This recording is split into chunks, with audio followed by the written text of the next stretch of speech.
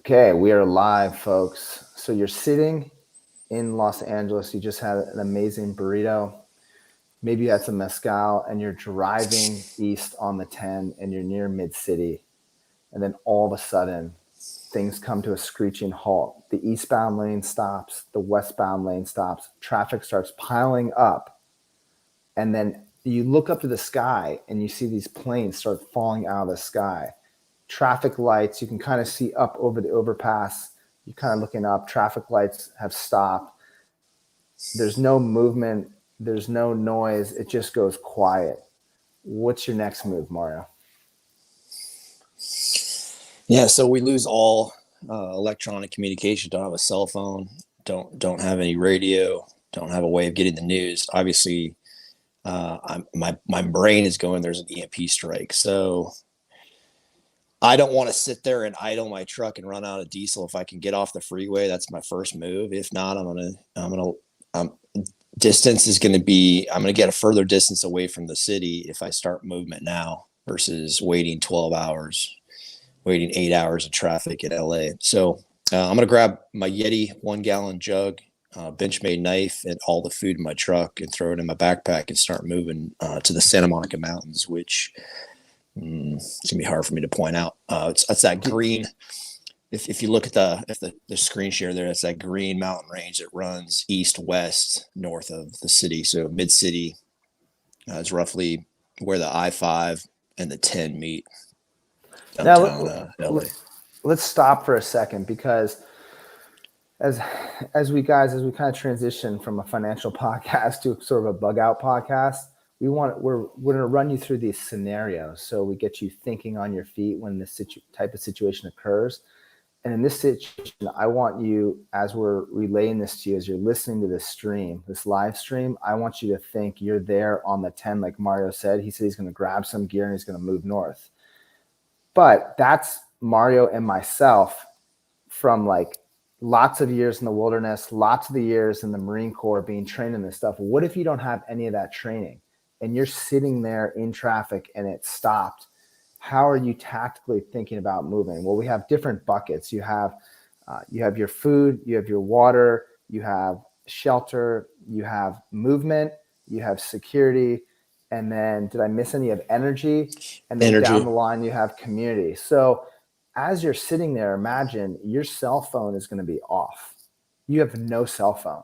So what if you've never read a map before, Mario? How do you determine, or before we even get there, my recommendation is look at your buckets. What's going to be your first move when the grid goes down? Looking at those buckets, how are you going to determine which bucket to use? I think building a mental map is something that everyone can do and start preparing. So when you pull up Google Maps and you're in a new area or you're just navigating an area, just looking at traffic, is to look at that map, look at where you're at, look at where you're going, look at the route that it's telling you to go, and build a mental map in your mind and execute. See how well you can execute that map. And what you'll find is over time, you'll get better at navigating through a mental map and you will rely less on your cell phone. So going into a new city, whether it's Chicago, Dallas, Los Angeles, Fallujah, you'll start building mental maps of those cities and you could come back to that city 5 years later, 10 years later, and you still can somewhat navigate through that city. So building a mental map is huge. I think that's the first step for preparation is when you're in these cities, which both Warner and I believe there is going to be destruction in cities eventually. Start building a mental map. Your thoughts, Warner? Yeah, so I have some some experience with this because I went from an iPhone to a flip phone. Now I have an iPhone and a flip phone, and I remember it was like 2 or 3 years ago. And when I first opened the flip phone, I was in the car driving, and there was this trained reaction where I wanted to grab the phone and put in the directions, or I wanted to send a message. That phone, that iPhone, literally retrained my mind to rely on it to execute on actions. But when I went back to the flip phone, it sort of was an epiphany where I realized, hey, It's beneficial for me not to rely on this phone. So what I started doing along the lines of what Mario's saying, when I get directions on my iPhone, what I will do is I will look at the directions on the iPhone. Say I'm in Los Angeles and I'm going from point A to point B. I'll pull it up on the iPhone. I'll look at the route and then I'll memorize it. Then I'll put the iPhone down. Then I'll take that route. So that's one way to start creating these mental maps, to start memorizing every time you're driving the city around you. Pull up a huge map like this city right here of Los Angeles and look at the whole city. Notice we did this in the military. Notice where your terrain features are. Notice like look at a map of a city and then apply the 5 buckets. Where could I get security on this map? Where could I get water on this map? Where could I get food on this map? How would I move on this map? So if you see the map we have up on the screen right now, I've jotted down, if your car stalls out at mid city, from what Mario and I are saying, the closest thing or the most emergent thing I think you want to do is you want to focus on the bucket of movement. Because I think in today's world, when everyone loses comms, I don't think we have like a 1929 scenario where a lot of people are like generous. I think you have some people like that, but then I think you have a lot of people that are advantageous and they're going to take advantage of the situation. So I think you want to start moving as soon as possible. And look at this. You have almost 7 miles to get to this reservoir right here. And the reason we picked the reservoir is because look at this. If you go west, you're going through all this city to get to Marina, and then you've got to take a boat, right? Or if you go east, you're going into the barrio and it's going to get dangerous. South, same thing. So if you go east, west, south, you're going into like a cauldron of craziness, but you want to get north into those green mountains where you have water. So your buckets you're focusing on are movement, security in those mountains, and water at that reservoir. And you have to realize that you're going to be walking 7 miles. So are you prepared? But what if you have business shoes on? I've told Mario about this before. If you have flip-flops on, my recommendation is do not wear flip-flops unless you're going from your house to your trash can. If you're in your house, you're the area, your domicile, then use flip-flops. But if you're going outside that domicile, always bring some good type of shoe that you could walk 7 or 8 or even 100 miles. What are your thoughts, Mario? Yeah, I made that mistake in Kona. I was over there working on a project with an older gentleman, and we were sharing a hotel room. He was getting up, it's construction kind of work environment. He was getting up at midnight, 1 o'clock, 2 o'clock, 3 o'clock in the morning, taking a piss and waking me up. And finally I was like, I'm just going to go for a walk. It was 3 or 4 in the morning. And I walked out of my hotel room in downtown Kona in flip flops. And I made a couple mistakes.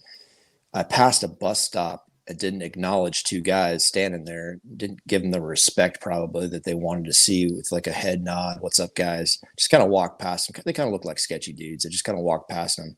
What I should have done was taking an alternate route back to the hotel at 5 or 6 in the morning. It was still dark out, but I walked back past them. And as I was walking back past them, they tried to circle me, and I didn't even have a wallet on me, but they wanted to rob me. And I was in flip flops. Luckily, I had a big canteen in my hand that I was wielding around, and they decided not to try to tackle me and take nothing from me. I guess maybe I had a watch on, but that was a huge mistake to have flip flops on. I could feel as soon as I started making some moves, I could feel, oh my gosh, I do not have the right footwear on to fight 2 guys. But that 7 mile movement in proper footwear is no problem. If you have water, a little bit of food, 7 mile movement is no problem. Try doing that in flip flops or in some like business attire that's going to wear that you've never walked more than from your car to the office and back. You do that in the improper footwear, you're going to have huge blisters on your feet. So footwear, having a pair of boots in the back of your truck or a pair of running shoes in the back of your truck at all times is a good idea. So those are some excellent points. And on the next show we're going to do, we're going to have to do an after action on this. And we're going to talk about like a specific gear setup that'll help you for future sort of scenarios we're going to run through. But we'll go through this in detail. I'll pull up all sorts of different like companies that I like, 511 Tactical, Mario pulling companies he likes. And what Mario is talking about, which is really interesting, is another bucket that I never thought about before that I'd like to add to this whole scheme. And in the next show, we'll pop up these buckets. I'll create some slides that show all these buckets and, talking about prioritize them as we did. But appearance is a huge bucket, because Mario, we talked about this before. I love high quality gear like Arc'teryx, Osprey. Mario can tell you, they are so well made. But you have to apply that gear to emergent situation. If you're walking 7 miles now, I know LA really well. You're walking up through the dicey area. You're going to hit is probably, you're on the outskirts of Koreatown. And then you're going through Hollywood. So you're walking through some interesting areas. Now, when situations are emergent, I would say, and Mario and I were talking about this offline, is you may not want to have that really nice shiny Arc'teryx bag. If you do, maybe you want to get down on the ground and rub some dirt in it, make it look really dirty, like dirty it up. Maybe you want to have some, and we'll talk about this in the next podcast or in the next show. You want to have sort of an appearance that doesn't stand out from the crowd. It's like, oh, they're just moving north. There's nothing to grab there. Because remember, people are going to be going after watches. They're going to be going after things of value, food you think you have.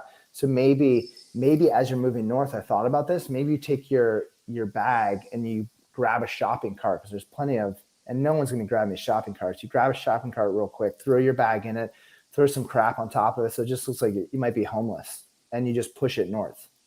Your thoughts, right? Mark? Or just a generic rain cover. So let's say you do have some high-end gear. Putting a generic rain cover over that high-end gear can make it look, or subdue it to make it look just like the guy's walking. Oh, he's got some rain cover over his gear. But that's what's going to separate success from failure. Isn't necessarily the gear. It's how you get out of the danger zone, get off the X, get away from the danger. If you get to people that are less violent and less desperate, you can have any gear you want. But the problem is, from where you're at mid-city to where people are less desperate and less violent is where you're going to encounter those problems. And if you look like you have a lot, be prepared to defend what you have. And which is going to be challenging, because your goals, right? Let's think about that bucket of movement. You're going from mid-city to Hollywood Park.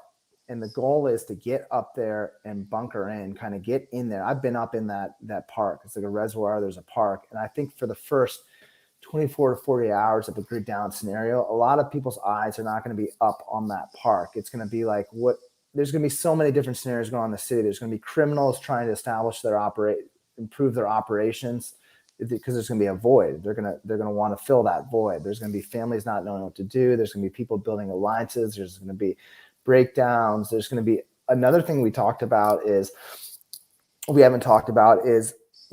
if you're going from point A to point B, movement, a huge part of movement is your physicality. How in shape are you? If you're I don't drink a lot of caffeine anymore because of what it does in my body, but I love coffee.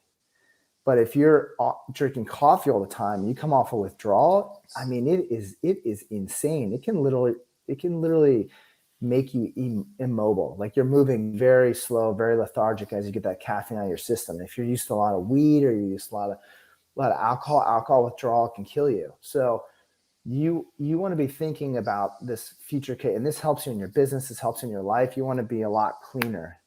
Avoid a lot of alcohol use, avoid a lot of caffeine use. I know a lot of people are not going to like this. Avoid a lot of weed use, because when this situation happens from point A to B, think about it. 90% of people are not going to be prepared to walk those 8 miles. And if you prepared yourself and you think about the buckets, you're like, okay, things went south. I'm going through the buckets. What's the next? Okay, movement north. Okay, I've already determined where the water sources are. Okay, I'm going there. And then that gives you time for a day or two once you get there to kind of think through what's your next move. But if you haven't sort of done a real simple pre-planning for any scenario, wherever you're, like Mari said, wherever you are, like a map study, it's a simple map study, which we'll go over more in depth in another video. Like, we're gonna have different videos on prep you for all these scenarios, like map study, gear pack out, all this different stuff for different types of scenarios, bug out type cars, all our thoughts. It's going to be super cool. And we're going to have screen shares and show you everything. But on this one, it's just get from A to B, do it effectively, and then get set up in your shelter for your next move. Mario, what are your thoughts on that? Yeah, once you get up into those mountains, things are gonna get a little bit better than down on the flats of LA, and it's gonna separate the people that aren't prepared, that are gonna stay in that easier environment, chaotic but easier, meaning flatter. Once you start getting up into hills and start putting a couple terrain features between you and the problem, you're separating yourself from a lot of folks. So if you're in that condition, like Warner said, and some people, it's going to take 4 days to clear their head. It's going to take 4 days to get the drugs out of their system. It's going to get 4 days to break the headaches from the caffeine withdrawals. So there's a lot of people that are going to be able to. There's a lot of people that aren't going to be able to make it into the mountains, and that provides you a little bit of a distance. So keeping a clear head and then being a little bit prepared is a huge advantage in a situation like we just broke down. And yeah, once you get up into these mountains, you could start heading slightly northwest and take those mountains all the way to Paso Robles. Probably a week, 7 days, you probably make that movement. There is some small roads that are paved and unpaved up in the Santa Monica Mountains. I've ridden my bike up there a lot. I've ridden my road bike all through from Griffin Park all the way to the far west of Santa Monica Mountains, which is like the beginning of Oxnard. So it goes quite a while. On foot, it would take you several days to make it that far, but on a bike, you can go pretty quick. Yeah, and it's really interesting because I'd like to add another bucket, not to add too many buckets, but we talked about this before, another bucket of information. So let's go over the buckets again. You have one bucket of water, right? Because you can only go, let's say, 3 days without water, but Mara and I recommend you get to water within a day because you're going to start going through dehydration. You're not going to be able to think, but you get about 3 days. You can go 3 weeks without food. So your main buckets, in my mind, are like security, water, and movement. There's a saying that Mari can talk more about: shoot, move, communicate, from being an infantry officer in the Marines. He's well versed on. It's very important to keep moving, because everyone else is going to stay stationary and get crazy. But going through the buckets, you have food, water, shelter, security, movement, appearance, information. And then you have like community, and then there's, once you get all Energy. those down, energy. Yep, energy. I'm going to create a list of all these so we have them with buckets and everything. The thing with the information is when you get up into those mountains, you're now on the high ground. That's another thing that we've been taught in the military is when you get on the high ground.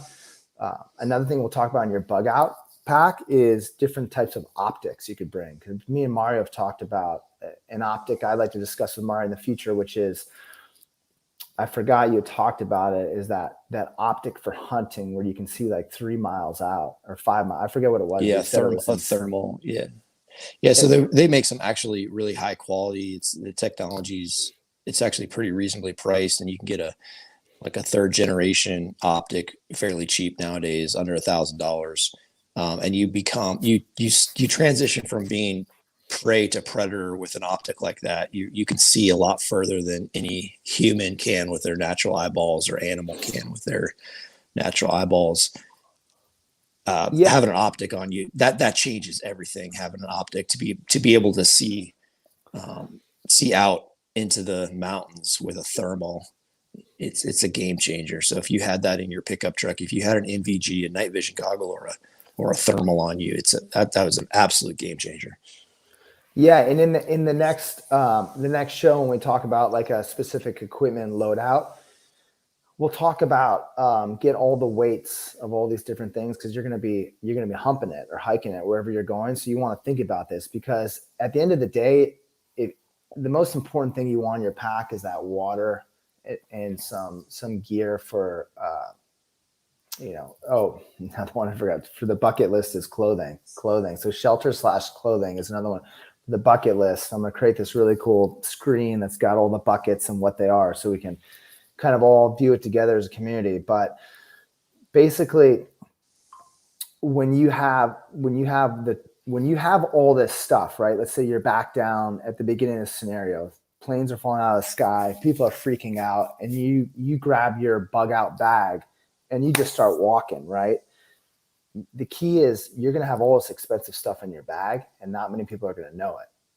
But you want to, like we said, you want to put that in a place like in a shopping cart or put a poncho on yourself. I would even say grab like a whiskey bottle and fill it full of water, like in some coloring, and just pretend like you're drinking, like you're just crazy. Like you want to create this appearance with all this expensive gear that you're humping that you don't have any of that. And it's amazing what you can do with appearance. If you look at Hollywood and what they create, you can literally be cruising along with $4,000 to $5,000 of gear, hitting in plain sight in front of people if your appearance, that bucket of appearance, is correct. So you get all that stuff because of your appearance. You look like a hobo. That'd be my recommendation. Look like a hobo, so nobody wants to go near you. Maybe even like have a bottle of piss and throw it. I'm not kidding. Like get depending on how crazy it gets, you can take this thing to different levels in terms of your preps. So you can smell like piss, smell like alcohol, and no one's going to come near you, right, Mario? If you're humping along, going to the Santa Monica Mountains, and then you get up into those mountains, and let's talk about that hike, the hump to the. What do you think you're going to encounter on your way? Let's say you've got your parents, you're moving forward in your shopping cart, and I'll bring it up again. What are you going to encounter along your way? What are going to be some obstacles? Well, I think just being able to use speed to your advantage. The triad of the night is surprise, control, and speed. Speed, control, and surprise. If you can get away from people, if you can actually run away from people, you're avoiding 99% of the problems by just running away from people, physically running. And so keeping your load light and being able to run, I think, is huge. Don't even try to have to defend yourself. Run away. Literally run away. This isn't an opportunity for you to try out your jiu-jitsu skills or your knife skills. It's literally, can you run past a guy who's out of shape, who's desperate, who's hungry, who's thirsty? Then you're avoiding that problem. So I don't know. It's an interesting scenario to make it 7 miles through. I've walked from the train station in Los Angeles to Mid City, and that was one of the freakiest things I've ever done in my life. And I've been in some third world countries that are pretty bad. So that route right there, I'm sure you're going to run into at least a couple of sketchy people. Yeah. So you want to think about, going back to our buckets, you're moving, you have a certain appearance, you have that shelter and gear on you that we are going to talk about in the next video. Some things to think about, as we talked about before, is your physicality, your body, getting that on point for that movement, having the right shoes. You want to think about really simple things that a lot of people don't think about that don't hike. Is when you're moving, you want to move fast, but you want to move effectively. You don't want to move where you step in, because the roads and sidewalks in LA can be real. I don't want to use that. They can be really crappy. So you don't want to sprain your ankle, because if you sprain your ankle or you tear a knee out on your movement, you want to think about that too. How heavy is your pack? Because now let's say you're at a 50-pound pack or an 80-pound pack. How are you used to walking? So for example, like I have these flat-footed Merrell shoes. I could walk like 50 to 60 pounds on it, but you don't have ankle support. You have a hiking shoe, which has a higher back, gives you more ankle support. So if you're walking heavier loads and your ankles aren't strong, your ankles are going to give out. And people don't think about these little things. So one way to sort of prep for all this stuff is just like pick a route from like Mid-City. If you're in LA, pick a route 8 miles to the hills somewhere and just put the pack on and walk it, or go into nature and walk 8 miles, walk the distance you're going to walk, and do it with the loadout that you have. Put all your stuff in your pack, walk it out. Cause there's other stuff we're going to talk about when you have a pack. What's the I forget what it is, the belt, the waist belt. How is that waist belt sitting on your waist? How's it distributing your weight? Because as you're walking with a pack on, you do not want all the weight in your shoulders. The straps are designed just to keep the pack keep the pack on you and not leaning back. So they're designed to keep the pack near your shoulders, but you want 80-90% of your weight on your hips. And most people don't know that. Why is that important? Because you're walking, you're conserving water. But if you're putting more stress on your body, you're going to need more water. If you're putting stress on your shoulders, you're going to have so much pain in your shoulders that you're not going to be able to walk. So there's things you want to do. Like the simplest thing is just go into nature and go for an 8-mile hike and put an 80-pound pack on and see, or start with a 20-pound pack, then a 50-pound pack, then an 80-pound pack. And we're going to talk about this later. And a lot of people don't talk about this, but there's different size, like what is it, CCs or liters? They measure packs in liters. Yeah, in liters. So if you look at smaller packs, they're going to have smaller waistbands because there's not a lot of weight. When you get into the bigger packs, they're going to have bigger waistbands that you can actually remove on like mid-frame to large frame packs. And how you distribute all this weight, all your weight wants to be down on the lower portion, the middle section of your pack, sitting on your hips. All this stuff's really important, and we're going to talk about in the future. But what am I pointing at? Because I'm going on and on and on. Going 8 miles from mid-city to the mountains, if you're not well trained like Mario and myself, you haven't had outdoor training, you haven't had Marine Corps training, you haven't had tactical training, there is a lot to think about. And people think, oh, I'm just going to go from here to there. Well, yeah, you may do that, but how effective are you going to be? What are you bringing with you? What if you get to where you're going, you realize you don't have like a water filter to pull water out of that lake, right? Then you're going to get giardia, because what if there's animals pooping in the lake and now you have giardia and now you can't go anywhere. Now you're a sitting duck. What if you have like a family like I do with kids? Now you're screwed. So there's so many things that we're going to go through to think about. And this is just one scenario out of thousands. Mario, what are your thoughts on all that? Well, I think things are going to get complicated in this world, and the time to prepare is now. And when there's somewhat of peace and security, provide you to enable you to train. So it's all about training. Warner and I want to offer like a 3-day intensive training course. We're not there yet, but what we can do is consult with you guys. So if anybody's interested in setting up a coaching call, please reach out to us. Our LinkedIn descriptions should be in the video below. And we'll set a call up and talk through some stuff. And like I said, we're not there yet, but we'll be offering a course in Southern California, like a 3-day shooting course. We'll go over rifle, pistol, optics, communication, and then some survival stuff. Some field craft work that we can all improve on. So those are my thoughts, Warner. Yeah, great thoughts. So yeah, right now, next show, I'm going to put up an email, or I'm going to put up a form, and in that form, you can submit your information, your email, your name, a little description box, so you can, talk to us more about what type of training you'd look to get. We're just launching this, but our goal, like Mario said, is to support you in moving from A to B. Tactical offset, it's getting off that danger line. There's a line of danger coming at you, and we want you to tactically offset. That's where the name of this show came from. We want you to tactically offset off that line. So yeah, reach out to us on LinkedIn. Next show, I'll have a form you can fill out if you're interested. And then we're going to be launching all sorts of other stuff, but we're really looking forward to this show. And for all our listeners that are sort of finance focused, this fits right into it. You build all this wealth, and now you got to kind of get out of Dodge. And the reason we kind of transitioned from finance to sort of bug out, because we started realizing a lot of people are like, I don't know, they really don't care about value investing finance. I hate to say that, but they really just want to make quick money.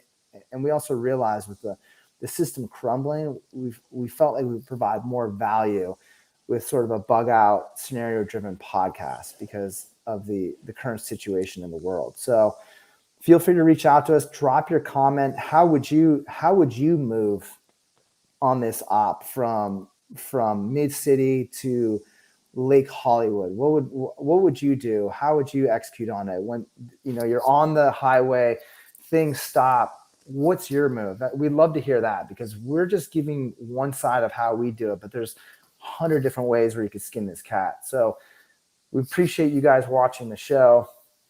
If this show provided value for you, and please share it with anyone else who you think could get value from this. And we will talk to you guys on the next one.